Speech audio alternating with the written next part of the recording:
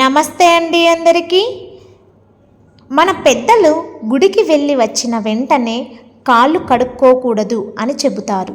ఎందుకంటే దేవాలయం ఒక పవిత్ర స్థలం.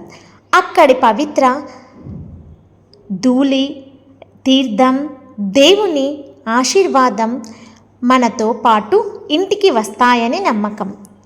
గుడి ప్రాంగణంలో నడిచినప్పుడు మన కాళ్ళకు తగిలే ఆ ధూళి కూడా పవిత్రమే అని భావిస్తారు. వెంటనే కాలు కడుక్కుంటే ఆ పవిత్రతను తుడిచేసినట్లు అవుతుందని అంటారు.